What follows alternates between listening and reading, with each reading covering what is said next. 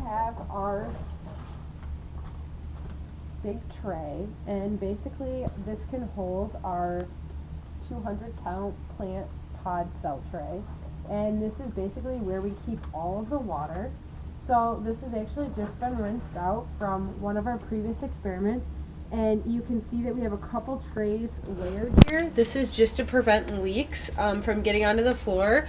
These cell trays are very flimsy, and they can get holes in them very easily. They're cheap as well. I think they're like $1.60 at Agway. And so we do a different method for watering plants here. We have some cut PVC ring supports right here, and basically we use this to create a water level underneath the plants, and also to create a support structure that the plants can sit on. And so we layer these doubled, about 6 of them in each tray, 6 sets. And this allows some water depth.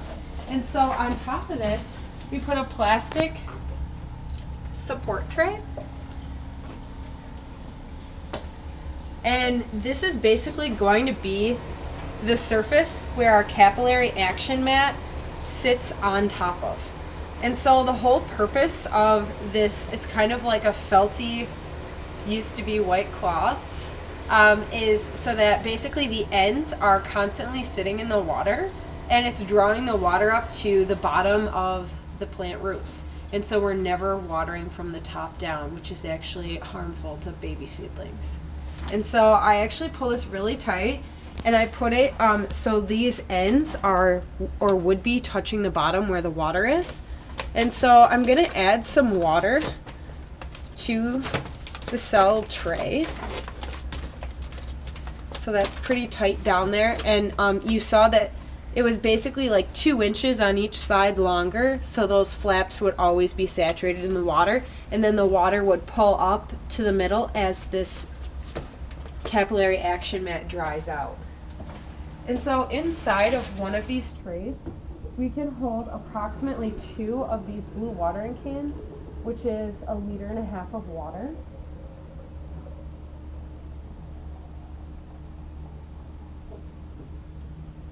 And so we just get this nice and wet to kind of start the hydraulic connectivity between the capillary action mat and the cell pod tray.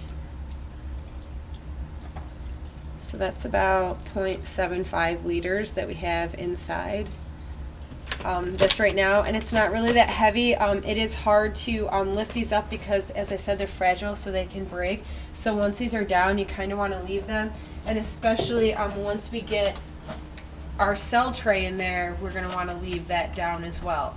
And so this is our cell tray. It holds, I believe, 200 plants, and it has the little holes on the bottom through which the water gets pulled up to the plant roots.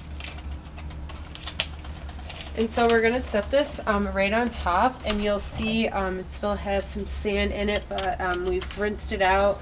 And there's also 2 cutouts on either side. This is where we're going to be watering the plants from in the future, and it's directly to the capillary action mat.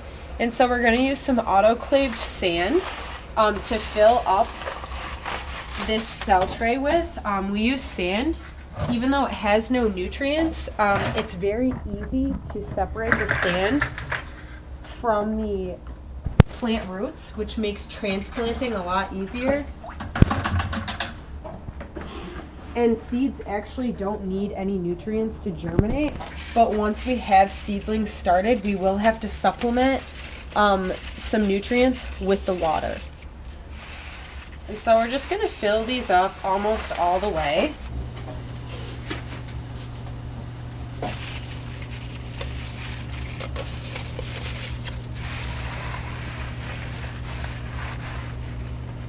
Okay, so I try to put 1 to 2 seeds tops in each one of these little pods because it makes it really difficult once the plants start coming up that we don't have enough space for them to actually get access to light and nutrients.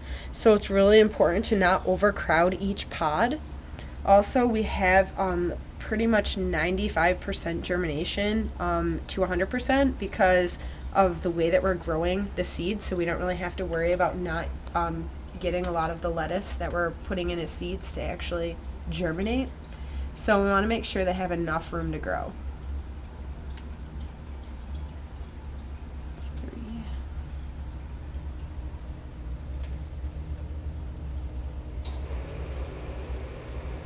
I'm just gonna like push these down a little bit, and once I'm done getting them all in there, I'm just gonna sprinkle a very thin layer of sand over top of these.